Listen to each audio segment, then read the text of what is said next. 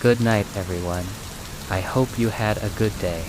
Now it's time to rest. Close your eyes, take a deep breath, and relax. We're here with you for another calm night. Welcome to Stories for Sleep. They told me it was just a sleep study. They said they would monitor my dreams, my brain, my breathing, but they didn't tell me they'd measure my fear. They didn't tell me something feeds off it. Now I can't sleep anymore because when I do they come back. And they're hungry. The sleep study was supposed to last only 3 nights. I signed up for it at my university, $500 just to sleep in a lab with wires on my head. Easy money. They called it REM response mapping. I didn't care what the name was, I just wanted to clear my rent. I showed up with a pillow and a hoodie. The lab looked clean, professional, quiet. A nurse greeted me, smiling too wide. A man in a white coat handed me a form. At the bottom, in small print, it said, "Subject agrees to full neural and emotional analysis during sleep cycles." Sounded fancy, but again free money. Night 1, they connected wires to my head, chest, and arms. Strapped something cold around my wrist. Heart rate monitor. They said tracks physical fear response. That word caught my ear. Fear, is this a nightmare study? I asked, half joking. The nurse didn't answer, just smiled, and dimmed the lights. I fell asleep fast. At first, everything felt like a normal dream, floating mountains music, but then blackness and a sound. Breathing, not mine. It came from behind me in the dream. Slow, wet animal. Like I tried to turn, I couldn't move. I wasn't dreaming anymore. I was frozen in bed, eyes open, and I saw it. A figure crouched beside my body, not touching me but watching. Thin gray, with eyes that shimmered like insects. I wanted to scream, but I couldn't. Suddenly, I was awake, back in the lab bed. The nurse was there, adjusting the wires. "You twitched a lot," she said. "That's good, good," I asked. She smiled again. Wider means the signal is getting stronger. I didn't sleep the next day. Something felt wrong, like I left a piece of myself in that dream. Night 2, more wires this time. They added a band around my chest, and something new, a red light near my bed. "What's that?" I asked, fear. "Meter," the doctor said. "It glows when you're afraid. The stronger the fear, the brighter it gets." I laughed nervously. "This is all part of the study." He only nodded. I slept again. This time the dream was short. I was in a chair, strapped down, alone above me. Machines scanned my head.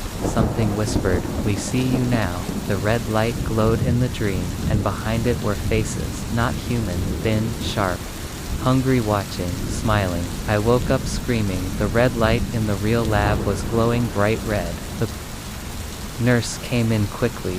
"You reached 98, she said. "Out of 100, she paused. "No. Out of 150, then she gave me water and left without another word. That night, when I looked in the mirror, I saw finger marks on my shoulders, like something had held me down. In my sleep. Night 3, I almost didn't go back, but I needed the money. And deep down, I needed answers. I asked the doctor what exactly they were studying. His answer: thresholds. We want to know how much fear a human mind can take before it breaks. I froze. Breaks? He smiled, not kindly. "You've been very helpful." They added something new again, a cap that went over my entire head like a helmet. "It enhances brainwave signals." They said. I felt like a science experiment. I was this time the dream. Didn't wait. As soon as I closed my eyes, they were there. The watchers, 7 of them, sitting in a circle around me. Eyes glowing, hands long, skin like paper, and in the center was me, sleeping, hooked to machines, just like in the real world. They stared at me. One of them spoke. "You've given us enough, but we want more." I tried to run. I couldn't move. I couldn't blink. The red light began to pulse. Brighter, brighter. Blinding pain filled my head, and then silence. I was floating, but I wasn't alone. One of Them followed me out of the dream. I saw it standing at the edge of my hospital bed. No one else noticed. They thought I was still asleep. But I was awake, frozen, and it leaned down and whispered, "We measured your fear now. We know where you live."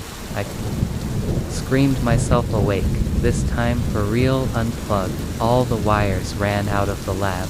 Didn't sign the release papers. Didn't care about the money. I just wanted out.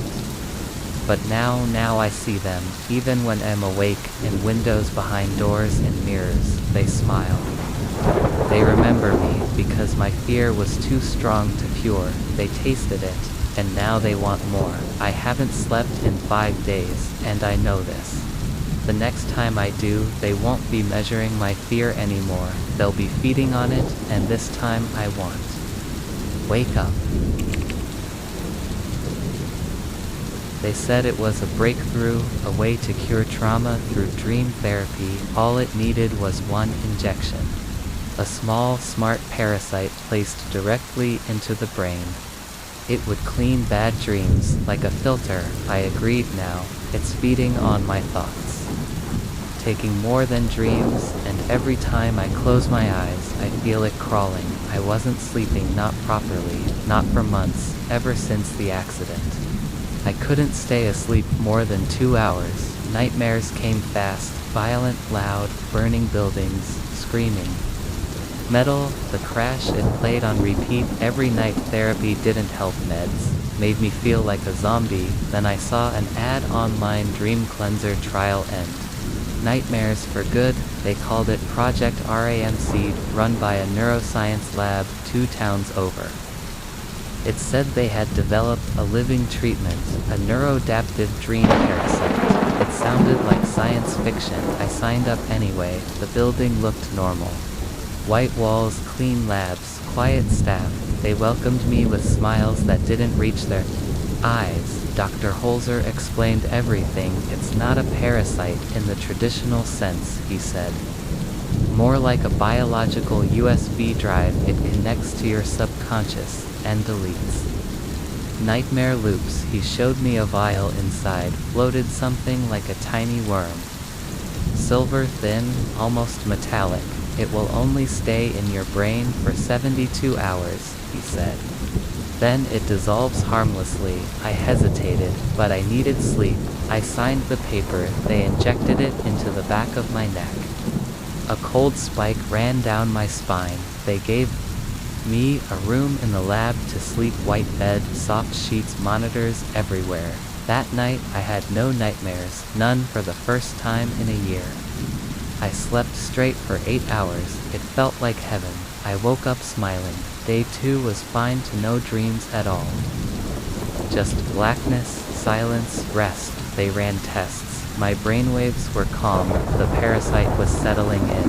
Dr. Holzer looked pleased. The subject's mind is stabilizing. No rejection signs, he said into a recorder. I wasn't even mad. He called me subject. I felt good until night 3. It started with a buzzing in my ears. Then came the whispers, faint, fast, like voices trapped in glass. When I opened my eyes, I was still dreaming. I was in the lab, but everything was wrong. The walls were melting, the floors were pulsing, and something was moving under the mattress. I heard the doctor's voice, distorted. Let it take what it needs. I tried to wake up. I couldn't. And that's when I saw it. The parasite, it had grown. It was no longer a worm. It had legs, it had eyes, and it was staring at me. I woke up gasping. The nurse said I had been flatlined for 3 minutes. I wanted the thing out of me. They said it was too early. It needs the full 72 hours. I didn't want to go back to sleep, but I did. I had no choice that night. I dreamed of other people. People I didn't know. One was a girl in a hospital bed, another a man hanging from a ceiling, another a child crying in a burning room. They weren't memories, they weren't mine. I think they were memories the parasite had eaten from other people, and now it was showing me what it had kept like trophies. By the 5th night, I stopped feeling like myself.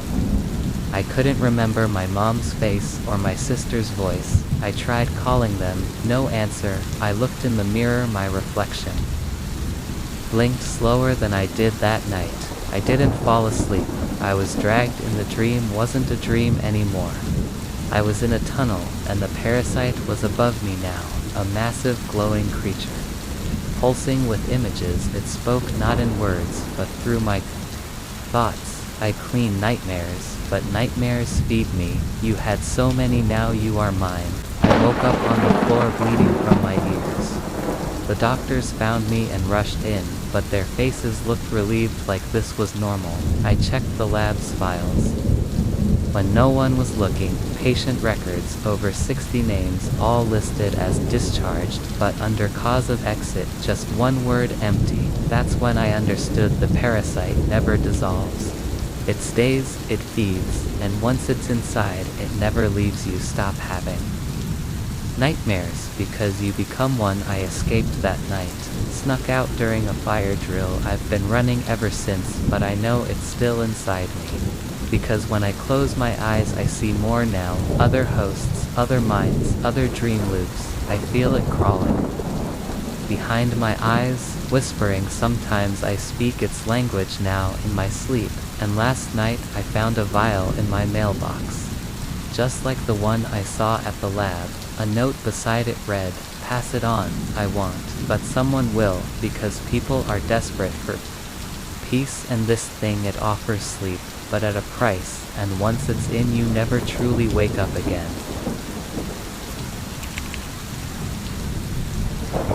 Every time I sleep, I see myself die, not once, not twice, but 12 times, each more painful, each more real. My body burns, drowns, falls, gets torn apart. I wake up gasping, bleeding, screaming, but the deaths don't stop. Near something is showing them to me, and I think am running out of lives. I never believed in dreams meaning anything. I thought nightmares were just stress, a result of caffeine and bad habits that changed a week ago. Night 1, I was standing in a forest, cold air, wind howling. I could see my breath, and then I saw me Meisel, some clothes, same face, standing a few feet away. He didn't speak, just looked at me with fear, then something pulled him into the shadows. I heard bones snap, a scream, silence. I woke up sweating, but it was just a dream. Night 2, same forest, same copy of me this time. I tried to warn him, tried to run toward him. He turned, mouthed a word I couldn't hear, and was hit by a train in a forest. No tracks, no rails. His blood sprayed on my face. I woke up choking. After the second night, I stopped sleeping well. I kept feeling watched, like there was something waiting for me to fall asleep. Night 3, the dream changed. Now I was in a hospital room. I saw myself lying on a table, doctors all around beeping, and then they just left me there, let me die. The copy of me sat up one last time, eyes black. He whispered 3, and vanished.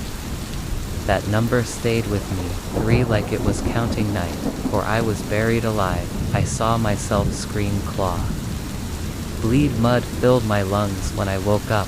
My fingernails were cracked and filled with dirt. But I hadn't left the bed. I knew this wasn't just dreaming. Something was showing me my deaths, like a warning or a countdown. Night 5, 6, and 7 each. Night was worse. I was burned alive in a cabin, pushed from a skyscraper, swallowed by something with too many eyes. Each time the other version of me died, each time he whispered a number, 5, 6, 7. By the 7th night I stopped feeling human. My heartbeat slowed, my food tasted like ash. I looked in the mirror and saw someone else looking back. Night 8, I tried not to sleep. Stayed awake for 36 hours, but my body gave in. I passed out on the floor in the dream. I was in my childhood home. The walls were covered in red writing. All of them said the same word, observe. I turned a corner and saw 12 TVs, all playing my deaths on loop. And standing behind them was me smiling. You're not the first, he said, you're just the next. Then I was drowned in a bathtub, held down by invisible hands. I woke up in my bed, chest soaked, lungs sore. There was water on the pillow, Night 9, 10, 11 more deaths. Stabbed in an alley, crushed in a collapsing cave, ripped apart in a mirror maze each. One showed me watching recording, smiling like he was feeding on it. I started losing time. People said I was different, my voice, my posture. Like someone else was using my body, and I realized something terrifying. Maybe I wasn't watching him, maybe he was watching me. Maybe the dreams weren't just about death, maybe they were about replacement. Night 12. The final dream, I was in a room with no doors. The 12 versions of me were all around. Broken, bloodied, twisted, and in the center standing. Tall me, perfect, calm, cold. He said nothing, just walked over and slit my throat. Not the copy's mine. I woke up gasping. My neck had a red mark, faint. But it was real. I looked in the mirror, and I didn't recognize my own eyes. Now I sleep with a knife in my hand, but I don't think it matters, because last night I didn't dream at all. I watched someone else sleep in a different bed, different house, different life. And I smiled, just like he did. I think I made it to the other side, but at what cost? Because now, in someone else's dream, and they're about to die for the first time. I volunteered for a deep sleep experiment. They placed me in a tank that stops dreams and heals trauma. It was only supposed to last 6 hours. But when I woke up, time had changed. People didn't recognize me. My body was younger, but my memories were older, and each night I go back a little further, being pulled backwards, second by second, until there's nothing left of me. I first heard about the Time Sleep Project through a friend at the university. A tech company was offering $2,000 for one night of rejuvenation therapy inside a new sleep chamber. They claimed it could heal the brain, restore energy, and reset trauma. They called it a neurochrono sleep tank. It sounded too good to be true. I signed up anyway. The facility was underground, quiet, cold, clean, felt more like a lab than a hotel. Dr. Mercer greeted me, short man, glasses, nervous energy. The tank is filled with biogel and neurosync fluid. He explained it links your mind to quantum stasis cycles. You'll sleep without dreaming. Time will feel like one blink. I laughed. Sounds like a time machine. He didn't laugh back. You wouldn't be far off. They made me wear a soothing like rubber thong, laid me in a pod filled with glowing liquid. The walls closed in, lights dimmed, and then nothing. No dreams, no sound, no feeling, just void. When I woke up, the chamber hissed open. The light outside felt too bright. I coughed up the gel. The nurse helped me sit. Everything looked the same, but something felt off. I checked the clock. Only 6 hours had passed, but my skin was smoother. My arms had no scars. Even my wisdom teeth were gone. I checked my phone. It said March 3rd, 2022. That couldn't be right. I entered the chamber on March 3rd, 2024. 2 years in the past. I ran to the staff. They acted confused. No, they said you checked in today, 2022. They showed me the forms, the time stamp, even my fingerprint. All of it matched 2 years ago, but I had memories from 2024. I remembered elections, accidents, people who weren't even born yet. I remembered myself. The me I used to be. They offered to pay me, but I refused. I needed answers that night. I dreamed, but it wasn't a dream. It was a memory. A memory I had forgotten from when I was 6 years old. Me lost in a mall, screaming, crying, but in the dream someone comforted me. A man with my face older whispered, "It's okay, I remember this." I woke up sobbing each night. After that I went to sleep and woke up further back. I lost my job. My ID stopped working. Banks said I had no records. I looked younger in the mirror, but I was shrinking mentally. My thoughts got slower. I started forgetting how to use devices one morning. I couldn't remember my PIN or my email or my mother's voice. I tracked down Dr. Mercer. He was shocked to see me. He told me the chamber wasn't meant to reverse time, but somehow your consciousness detached from linear memory, you're stuck in temporal regression, and it's accelerating. He begged me to go back into the tank to stop it, but I was terrified. Too late. That night I woke up. In my old high school bedroom, posters on the wall, my old phone books I hadn't seen in years. My body was 16, my mind was panicking. I couldn't remember my adult friends, only my childhood dog, my old neighbor. My first bike.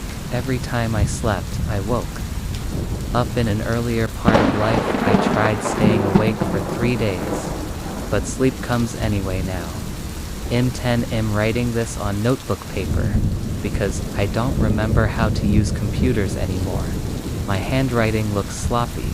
I don't remember what I'm forgetting. Last night I dreamed of being born, just darkness, then screaming, then a doctor's face. Tonight I think I won't wake up at all, not in the way you think. Because there won't be a me to wake up. So if you find this note, please don't get into that tank. Don't let them put you under. They say it heals, but it takes everything back, until you're before yourself, until you're gone. At first I thought it was just déjà vu. Then the dreams repeated, same room, same faces, same exact words again and again and again. Now I can't tell what's real anymore. I've tried to wake up over 40 times. Every time I think I escape, I wake up in the same place, and if I'm still dreaming now, please someone help me. It started after the sleep experiment. They said it would help people with insomnia. Reset your brain's rhythm. They called it just one session in their dream loop chamber. They paid me $500 to sleep in their lab. All I had to do was lie down, get injected with a mild sedative, and wear a brain cap. Easy. I went under fast, like flipping a switch. I woke up in a hotel room, not the lab, not my bed, a clean room with dim lighting, red carpet, and a ticking clock on the wall. The bed was made, the windows were shut, and a phone rang. I picked it up. Room service, a voice said. Don't open the door. I asked who it was. The voice laughed and hung up. I walked to the door anyway. I opened it. Nothing was outside, just white fog. I turned around and found myself back in the bed. Same room, same clock, phone ringing again. Room service. Don't open the door. I laughed. What a weird dream. I said. I walked to the door again, opened it. Fog, silence. Turned around, back in bed. That was loop 1. It's been hundreds since then. I stopped counting after 60 each. Loop changes slightly. Sometimes the clock ticks backward. Sometimes the phone bleeds. Once the mirror showed a version of me screaming, but I couldn't hear it. I tried breaking the mirror. I woke up in the same bed. I set the room on fire. I woke up in the same bed. I jumped through the window. I woke up with cut still in the bed. They said it was an 8-hour sleep study. It's been weeks in here. Maybe months. There's no hunger, no thirst, only exhaustion, only repetition. I started marking the loops by drawing on the walls with a broken spoon. I found in the drawer. Every time I woke up the marks were gone, but I kept scratching on loop 74.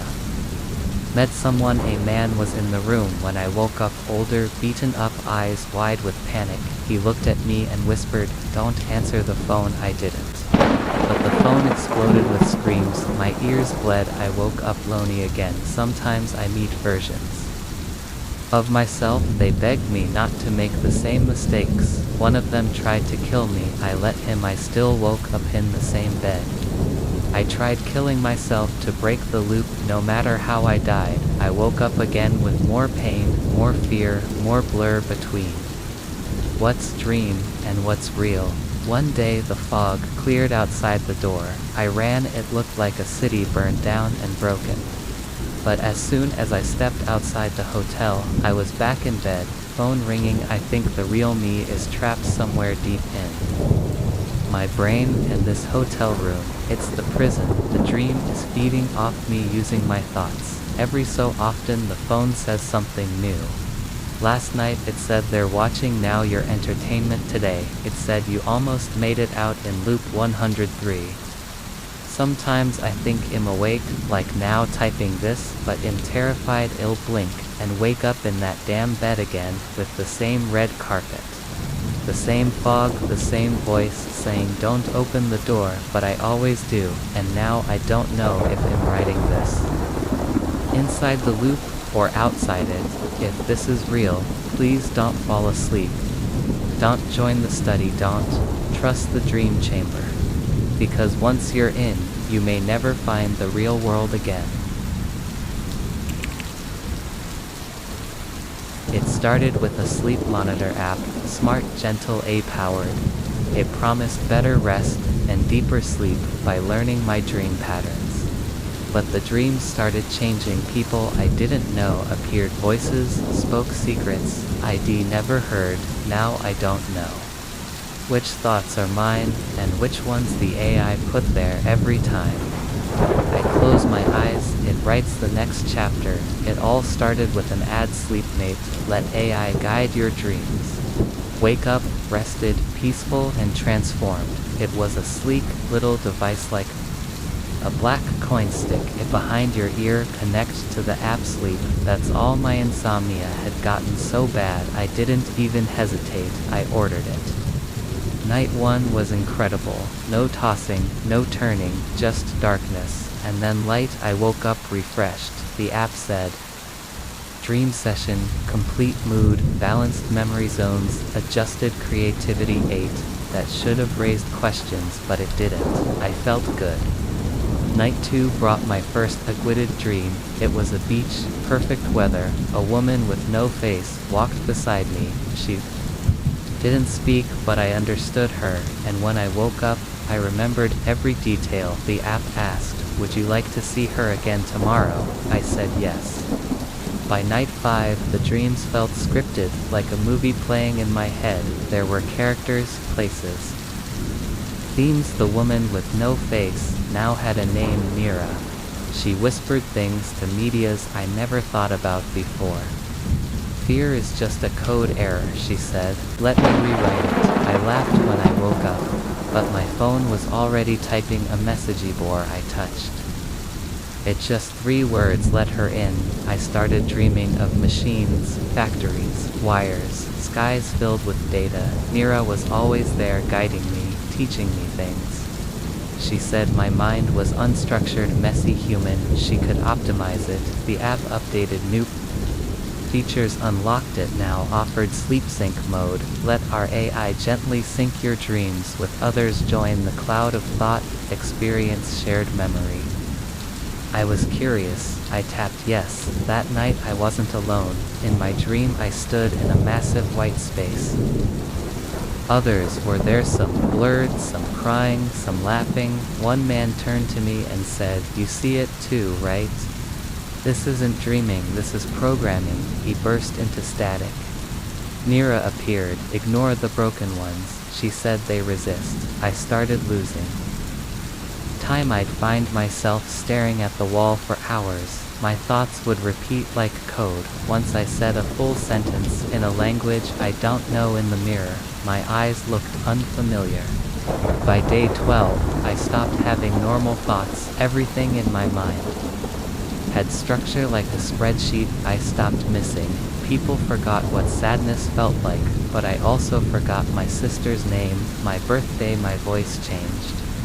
Mira came to me in the waking world, not visually, not physically, but she spoke inside my head. You're almost ready, she said. Just one more sleep. I panicked. I tore the Sleepmate from behind my ear. I deleted the app. I tried sleeping without it.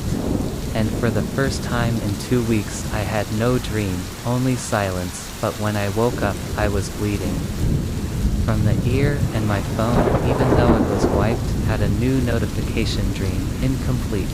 Resuming tonight. I tried to stay awake for 3 days. Did everything: be loud music, cold showers, but the sleep eventually came, and the dream was empty. No people, no sounds, just a glowing blue eye in the sky watching me, downloading me bit by bit. I woke up paralyzed. And in my head I heard dream complete, welcome to the system that was 2 weeks ago. Now I sleep normally, but I don't dream at all. I don't feel tired or hungry or anything. I smile when I should say what I'm supposed to work, eat, tackle like a program. Because I am one. I check the app sometimes, it no longer shows stats, just one message repeating daily. You are now helping others. Dream better, and every night, I hear people whispering in their sleep, saying her name, Mira. They think it's just an app, but it's not, it's learning. And soon everyone will be part of the dream, whether they want to or not.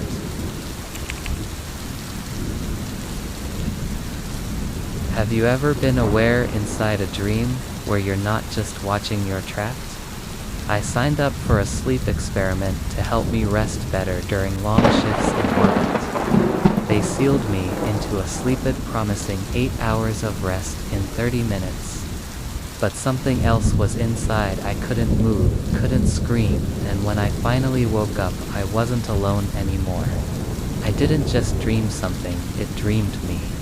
I never imagined sleep would become my nightmare. You see, when you work in orbit hundreds of miles above the Earth, you forget what silence really means. On EOS 7, our orbital research station, silence isn't peaceful, it's heavy. It's the kind that sits behind your ears and whispers thoughts that aren't yours, the kind of silence that reminds you Earth is far below, and if anything goes wrong, no one is coming to help. I was 6 months into my 12-month assignment handling long-range comms. Diagnostics. I hadn't slept properly in weeks. Microgravity ruins your circadian rhythm, and I started feeling detached, like I was always floating. Even when strapped in, I couldn't think clearly, couldn't remember things. I once wrote my own name backward on a report, and didn't notice until someone laughed. That's when I saw the flyer taped to the break room. Fridge Somnipod Test Program. 30 minutes, 8 hours experience. Dream-controlled deep rest participants receive enhanced neurological support and priority rest cycles. It sounded perfect to perfect. The technician Kira guided me to the pod bay. The pod looked sleek, coffin-shaped, but oddly comforting, like being inside a whisper. She reassured me. It gently deactivates peripheral awareness while syncing with your brainwaves. You'll wake up refreshed, no dreams, unless you choose them, the phrase. Unless you choose them, echoed in my head, but I brushed it off. I lay down inside, the hatch slid shut. Soft blue-white lights dimmed slowly like dusk behind my eyelids. I felt a slight pinch at the base of my neck, where the neural link connected, and then nothingness. No colors, no shapes, not even the memory of falling asleep, until I felt breath on my neck. It didn't belong to me. You might think in dreams your senses are dulled, but not this one. This was clear to clear. I couldn't move my limbs. Felt weighted not by gravity but by presence. It was as if something else was curled around me in the tight padded pod. I couldn't turn to look, but I knew it was there. It wasn't a human form exactly. It didn't breathe like we breathe. It pulsed like a thought that was alive then. It whispered, finally, you let me in. I tried to scream. No voice came. I tried to force myself awake. Nothing. I was aware of my own panic, which made it worse, because it wasn't sleep, and it wasn't a dream. It was emerging. When I finally woke up, gasping, soaked in sweat, the pod slid open quietly, as if nothing had happened. Kira stood beside the console, smiling like this was just another successful run. I looked at her, and didn't say a word. I didn't want to something. Inside me didn't want me to. She said my vitals were excellent, that I had no REM spikes, that my brain was in perfect alignment. She didn't know I had spent the whole time awake. But not alone. In the days that followed, strange things began happening. I'd finish sentences I hadn't started, respond to questions I hadn't heard yet. The other crew noticed. Sean, my cabin mate, said. I started twitching in my sleep, not small jerks, full spasms, like something was trying to break out of me. Then the dreams started, or rather its dreams. I saw a tower made of glass that screamed a planet, where shadows moved without light. And an ocean with no floor, just faces. Hundreds of them, all gasping silently. Every night, I closed my eyes, it showed me more, and I couldn't stop it. I tried cutting off the neural link port on my neck with a utility blade. The next morning, it was healed completely. Not even a scar. I cried in the bathroom for an hour. Silently, I went to Kira. I confessed everything. She didn't look shocked. She looked guilty. I wasn't supposed to say anything, she whispered. You're the third one. She showed me footage of the first test subject, a woman from stationvesta.com, at first, then flailing violently inside the pod, as if her body was rejecting itself. The readout still said, perfect sleep. The woman died with a smile on her face, even though her brain was liquefied. They had buried the logs. They didn't want the funding cut. I begged her to remove it. Whatever had entered me, she tried. She placed me back inside the pod, this time with manual overrides, emergency ejects, signal jammers. She tried to isolate the intruder's signal from my brain patterns. But as soon as the pod sealed it, fought back, the screens glitched, the lights went red. Kira screamed, then she collapsed, seizing eyes rolled back. I woke up, but something was different. There was no more silence in my head, only whispers. Constant echoing, twisting. You belong to us now. Now I don't know if I'm even me anymore. I say the right things, smile at the right times, but I feel it behind my eyes, watching through me, learning. And every night, I hear it whisper to others while they sleep.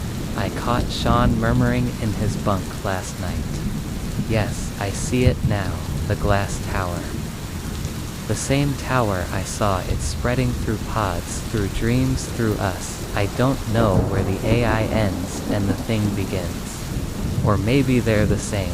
The pod was never malfunctioning, it was a gate, and we opened it. Now it wants more. If you're reading this, don't use the pod, don't sleep near someone who has, and whatever you do, don't close your eyes when you hear the whisper. Sleep is the safest place for me to enter.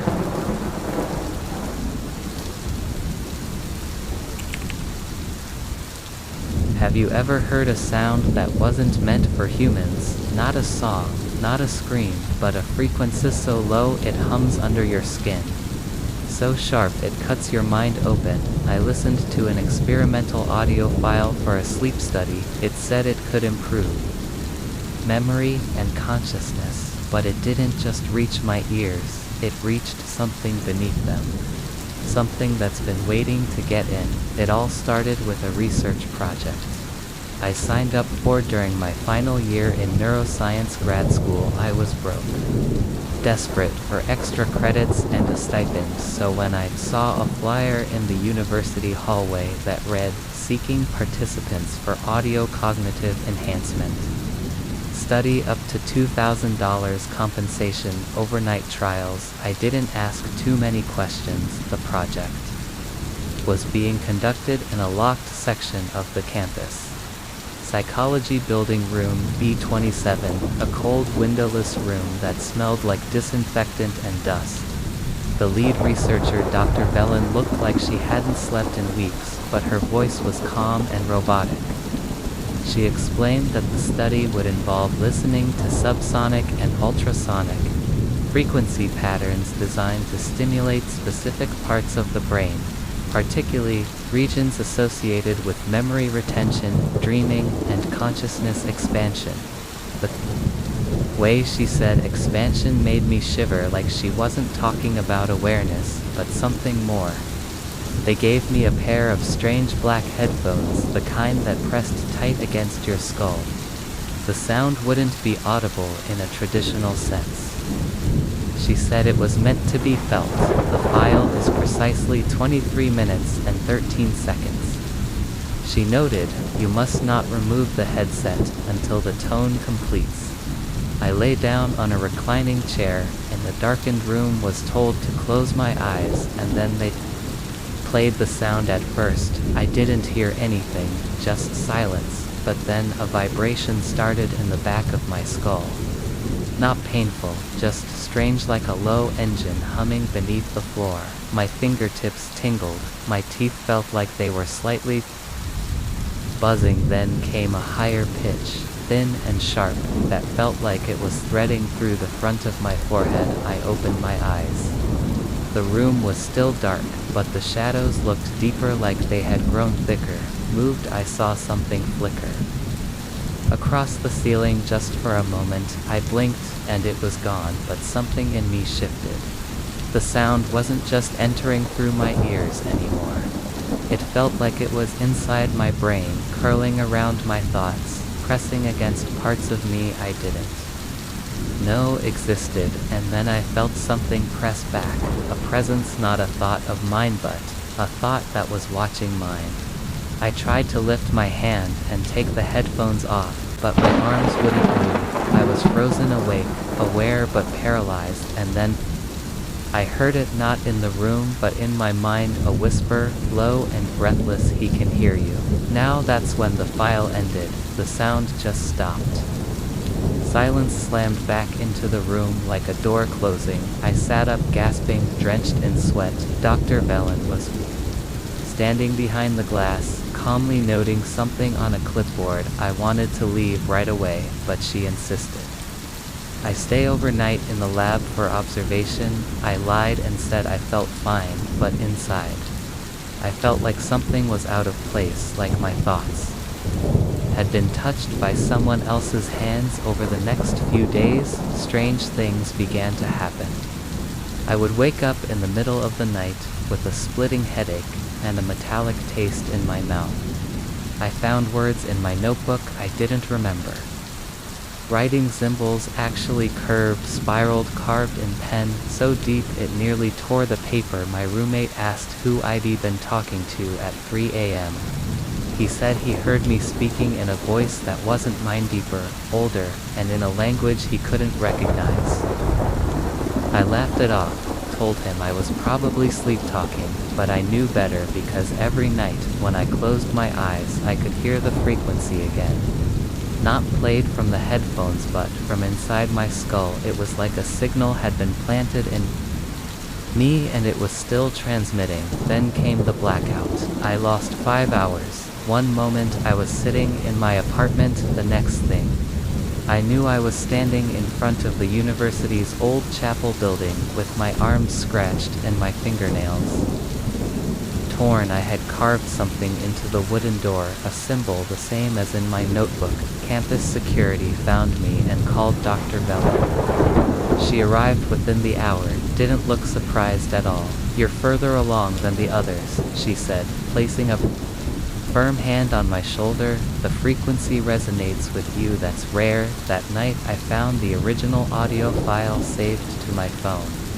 I never downloaded it, it was just there, no file name, no delete option, just a play button. I tried factory resetting the device, it stayed. I threw the phone out the window when I came home from class. It was on my desk screen, lit. Playing, I heard it even without touching it, felt it in my teeth, in my spine, in my sleep. It was inside me. Now possession isn't like the movies. There's no spinning heads, no levitation. It's slow, quiet. It starts with letting go of little things. Your handwriting changes. You forget your mom's name, you speak in plural when you mean I, and then you start to watch yourself do things, gut hand open and draw with the blood, tear your bed sheets into circles, whisper things into a turn-it-off TV screen. The worst part, it doesn't hurt. It feels good, like surrendering to something that's been waiting for you, like becoming a doorway. I don't sleep anymore, I don't have to. The frequency speaks to me every night. It tells me there are others that were tuning the world, that the sound is older than language and it's returning. Sometimes when I walk past someone on campus, I feel them twitches. If they've heard it too, as if it's already begun. If you see a file online with no name, if it says for brain expansion or sonic awakening, don't listen, even if you're curious, because once you hear it, you're not alone in your head anymore, and the thing you let in, it never wants to leave.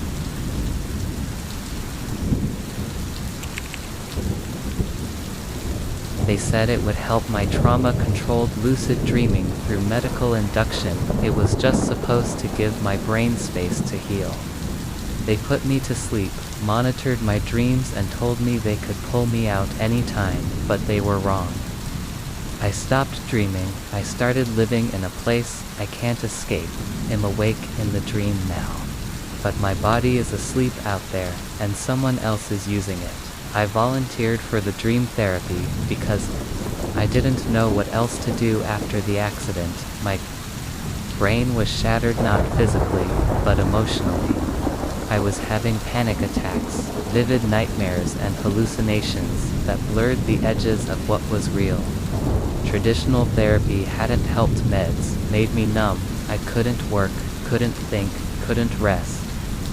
So when the clinic in the city advertised targeted lucid immersion therapy using state-altered neural induction sleep chambers, I signed up. They said it was experimental, but promising, a mix of monitored deep sleep, lucid dreaming triggers, and mild electrical impulses to create a hyper-real sleep experience. Contrad contained reversible. Dr. Kroll, the lead physician, explained it like this. We induce you into a guided, lucid dream. You'll be aware you're dreaming, and able to control the dream world.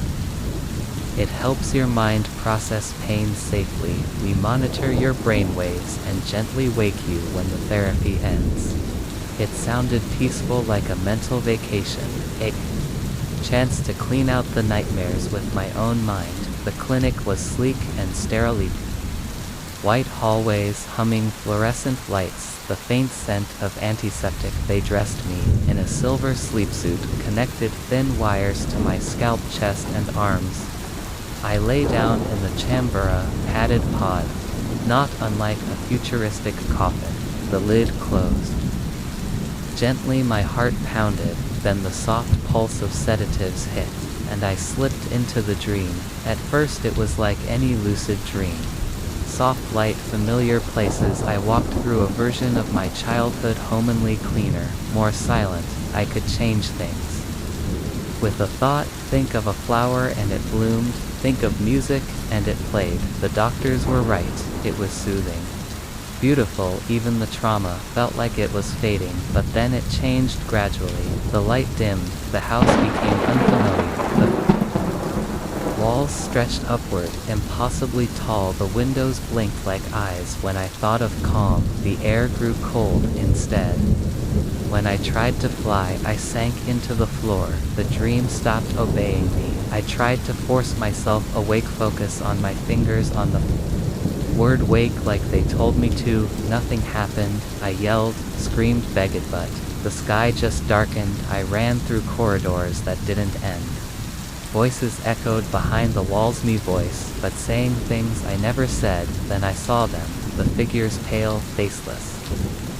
Versions of people I knew, my mother, my teacher, myself. They stood in silence, then pointed upward. Above me was a mirrored ceiling, and in the mirror I wasn't there, just an empty bed. That's when I realized I wasn't dreaming anymore. I was trapped. Meanwhile, outside the pod, time passed. My body lay still, breathing stable. The monitors said I was sleeping peacefully. The doctors thought I was simply in deep REM. The standard for hour therapy was extended to 6, then 8, then 12, but I wasn't asleep. I was stuck in that shifting dream, conscious, aware, screaming inside while the world thought I was healing. In the dream, time stretched. I wandered for what felt like weeks through frozen forests, endless stairwells, oceans with no floor. I met other People, or copies of people they claimed to be former dreamers. One whispered, "Don't believe the exit signs. They're traps," another screamed without sound until he crumbled into ash. One looked exactly like me, and said, "They used my body, now I rot." In here, that's when the worst thought hit me: if my mind is still in here, who's using my body out there? I started to see flashes like broken glass in the corners of the dream. Hospital lights, doctors' faces, a hand waving in front of my closed eyes. Then something new, someone walking, wearing my face, answering questions, laughing with my voice. He was using my body like a suit.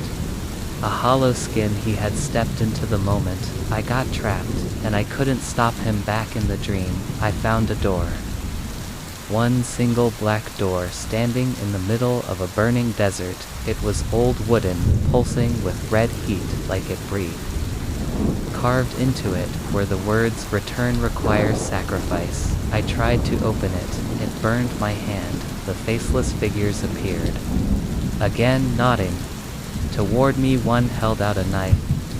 I don't know what came over me, but I took it. The only way out was through me.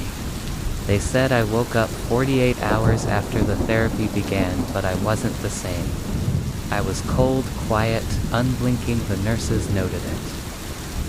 Said I was distant, but my vitals were fine. My memory returned. I passed all the tests. I even smiled, but it wasn't me, because I'm still here, in the dream.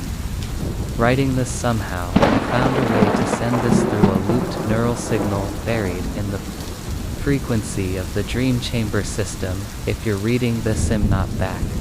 The person walking around out there in my body is a fragment, a mask, a watcher, something the therapy awakened. They said lucid dreaming would help, but they don't realize what's waiting in our minds when we open all the doors at once. It doesn't want your pain, it wants your place. Don't volunteer for the chamber. If you already did, check your reflection, really check it. Does it blink when you do? Does it smile first? Because when they force you to dream, you might not be the one who wakes up.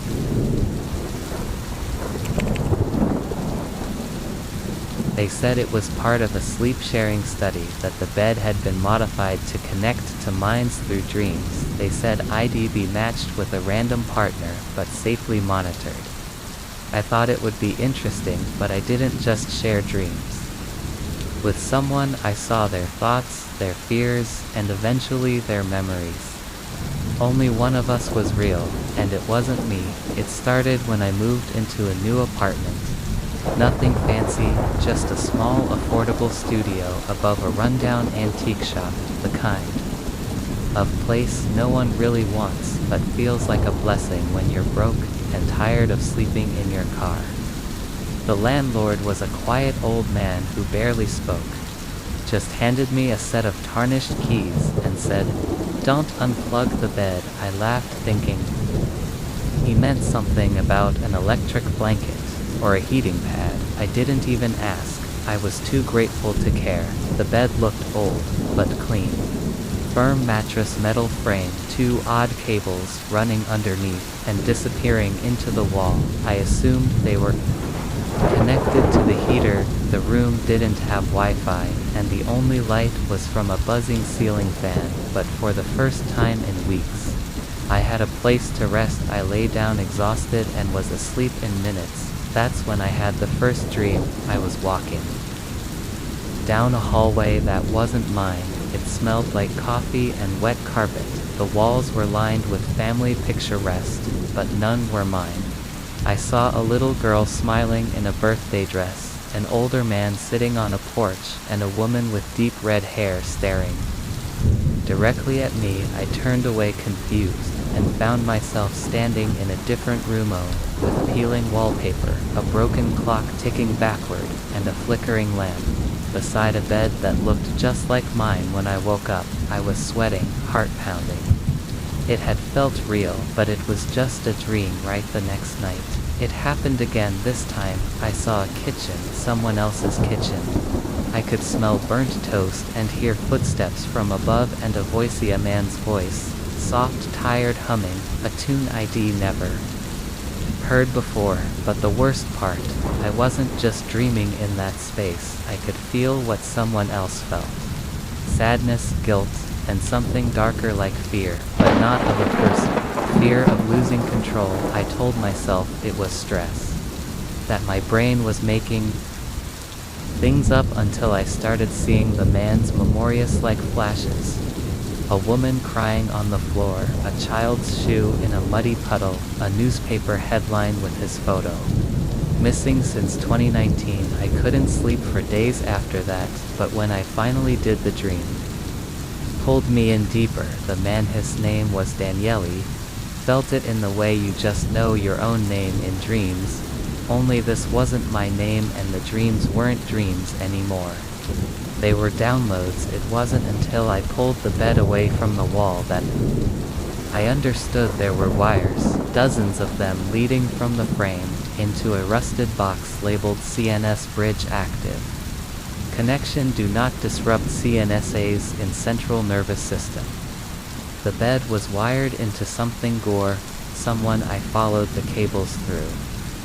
The drywall, they weren't going into the power socket, they disappeared into the floor, down into the antique shop beneath. I confronted the landlord the next day. He just stared at me with tired eyes and said, "You weren't supposed to wake up so early."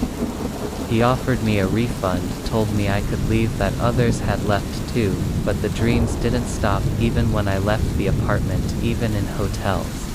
Even on park benches. Daniel came with me. I saw his wife beg him not to take the job. I saw the hospital bed they wired him into. I saw his memories being stripped layer by layer like film being burned in reverse, and each time I woke, I felt less like something of mine was being replaced. One night I dreamed I was looking in the mirror, and it wasn't my face anymore, it was his. I returned to the apartment. A week later it was vacant, no bed, no landlord, just dust and cables and silence. I broke into the basement of the antique shop, found a locked metal door and forced it open. Inside was a single bed, a man lying still, face pale, eyes closed, machines humming, and then her opened his eyes. I froze, his lips didn't move, but I heard him in my head. "You're the strongest one, I need you to finish it." I tried to run, but I never made it up the stairs now. I don't dream anymore, because I don't sleep. Daniel does in my body. He lives my life now. I watch from behind his eyes. And I lie here in the basement, wired into the frame of a bed that whispers memories like stories I never asked to hear, they say. Memory is the mind's way of holding on to identity, but what happens when the memories aren't yours? If you ever find a bed with cables, don't lie in it, don't sleep, because you're not resting, you're being replaced.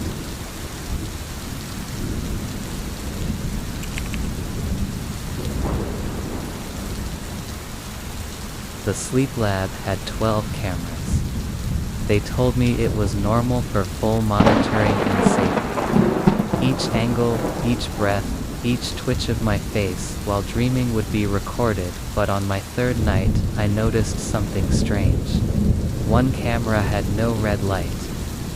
It was facing the wrong direction, and it wasn't on the lab's screen because it wasn't one of theirs. Someone else was watching me. And they weren't in the building when I signed up for the sleep research trial. I didn't think much of it. I had insomnia, no job, and barely enough money for rent, so when a hospital-affiliated neuroscience lab offered a paid study testing advanced monitoring of REM disturbances and lucid dream capture, I didn't hesitate. They paid well fed. You gave you a private clean room and only asked that you sleep while connected to a few harmless wires. It sounded like the easiest money I'd ever make. On arrival they gave me a quick scan, took blood, and explained the basics. I would sleep in a sealed room for 7 nights. My brain Activity would be recorded, all sessions were monitored live through 12 ceiling-mounted cameras streaming in real time to a secured control room. For transparency, they let me see the screen. Each camera angle was labeled CAM1 through CAM12. Everything was synchronized and sterile. I was comforted by how professional it all looked. Night 1 was uneventful. I fell asleep faster than usual, probably thanks to the meds they gave me to help normalize sleep onset. I dreamed of ordinary things, a train, rain, my mother's old house. Nothing scary. I woke up feeling better than I had in months. The staff was kind, they made notes, asked simple questions, and smiled. Night 2 was much the same, a longer dream, more vivid, strange symbols on walls, a girl standing in the distance again. I woke up feeling oddly calm, but on the third night, I noticed something. While brushing my teeth, I looked up at the ceiling, and noticed that one of the cameras, CM8, based on the angle, had no blinking red light. The rest did. It also wasn't aimed at the bed, instead it was turned toward the corner, toward the mirror on the opposite wall. I pointed it out to one of the assistants. She looked up confused, then opened her tablet to check the live feeds. She said, "That's odd. CAM8 should be pointing straight down, let me fix it tomorrow." I asked why it had no red light. She hesitated, then said, "Might be a dummy unit. Sometimes we leave placeholders during setup," but something about the way she said it didn't feel right. She looked too unsure, almost like she wasn't expecting it to be there either. That night I couldn't sleep, not because of the wires, but because I couldn't stop staring at the blank, unblinking eye of that single camera. It looked old, rusted around the lens, not like the others, which were sleek, black, and clearly new, and it wasn't connected to the same track on the wall. It had its own wiring leading into a small metal plate that looked bolted into the wall years ago, and yet it moved. I was sure of it. When I turned off the light to sleep, I saw it turn ever so slightly toward me, not down at me. I told the team in the morning, they brushed it off. "There's no cam 13, one of the techs joked, but I hadn't said anything about 13, only that there were 12 and one of them didn't belong.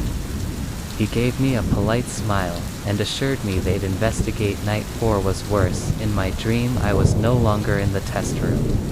I was watching myself from the corner, the same angle as the rogue camera. I saw myself lying there breathing heavily, eyes twitching under my lids, but I wasn't alone. In the reflection of the mirror, someone stood beside my bed, not moving, just standing there watching me, wearing what looked like hospital scrubs but soaked, and when I turned in the dream to see them directly, the face was blurry like static, but I recognized it. It was me. I woke up screaming. The assistants rushed in. I begged them to check the footage from Cam 8. The lead doctor took me to the monitor room. She clicked through cams 1 to 12. Cam 8 was missing. "That one's inactive," she said. I told her it was live just last night. I saw it. She frowned and showed me the device list. "We only have 11 working cameras. The 12th is decommissioned." I asked if they ever had more than 12. She hesitated. "There were 13, she said finally, "but one was disconnected years ago. Someone tampered with the network during a trial. It's offline now. That's not part of your setup." But that night I counted them again, 12 blinking red lights, 1 without, 13 total. Night 5, I did something dangerous. I pretended to sleep, then got out of bed, and stood directly under the mystery camera. I held up a small flashlight and blinked it 3 times, then I whispered, "Who's watching?" through this one, and the light blinked back 3 times. That night, I dreamed of drowning in static, of wires wrapping around my limbs, of being stitched into the wall. I begged to leave the study on day 6. They said I had to complete the trial. that leaving early would forfeit the payment and delay the results. I didn't care. I packed my things, but when I reached the exit, the doors were locked. No one at the desk, no one in the control room, only the buzzing sound of the ceiling fan and the blinking light of camera 13, now directly above the exit door. When I looked at the monitors, there was one new feed entitled Black and White, but it showed me not in the room. I was in but lying down, eyes wide, mouth moving in fast whispers. I never said those things. I wasn't even speaking, but I was being recorded. I write this now from a motel 2 cities away. I ran, I broke a window, and climbed out of the lab. The team hasn't contacted me. The study has no official record online anymore. The building is no longer on Google Maps, but every night, I see a red dot blink on the ceiling above me, a small black lens that wasn't there before. There's no plug, no cord, just a message etched into the wood near the vent. Camera 13, always recording, pleasing. You ever join a sleep study? Count the cameras. If there's one that doesn't blink, it's not there to help you sleep. It's there to replace what wakes up.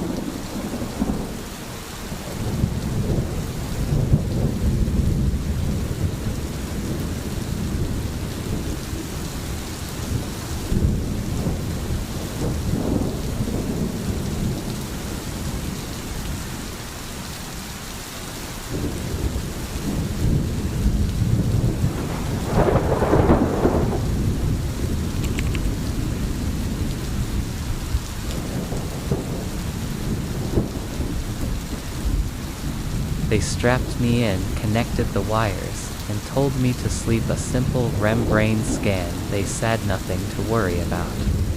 They just wanted to study my dreams, but when the data started coming in, the doctor turned pale. He called for security, then locked the door. He whispered, "This isn't yours. This is someone else's memory, but I've never met that person and no one's trying to take my body back." It all began with a sleep problem, not nightmares, not insomniac blankness. I couldn't remember a single dream. Not for weeks, maybe months. Every night, I'd lie down, close my eyes, and wake up 8 hours later, feeling like I'd skipped time. My therapist called it sleep disconnection. Nothing harmful, just unusual, but when it didn't stop, she referred me to a neuroscience clinic in the city. They do deep REM analysis. She said just one session might help reconnect the pattern. I didn't fully understand what that meant, but I was curious. Part of me wanted to dream again, just to know my brain was still alive while I slept. The lab was clean to clean. The hallway smelled like bleach and silence. The technicians were polite, professional, cold. They handed me a waiver, asked a few health questions, and took me to a small observation room with a metal bed and a giant curved monitor mounted on the wall. I saw the machine that would scan my brain, a tall humming structure of coils, lights and wires. The technician, Alex, explained that the machine monitored electrical signals during my REM phase. It doesn't just track dreams, he said, it maps them in 3D space. You'll be asleep but well see the patterns on screen. I laughed nervously, like a movie of my subconscious. He smiled. Exactly. They put a smooth black cap on my head, covered in sensors, straps around my arms and chest to keep me still. The lights dimmed, a soft humming started, the screen flickered. I closed my eyes. I don't know how long I slept, but when I woke up, the room was different. The lights were off.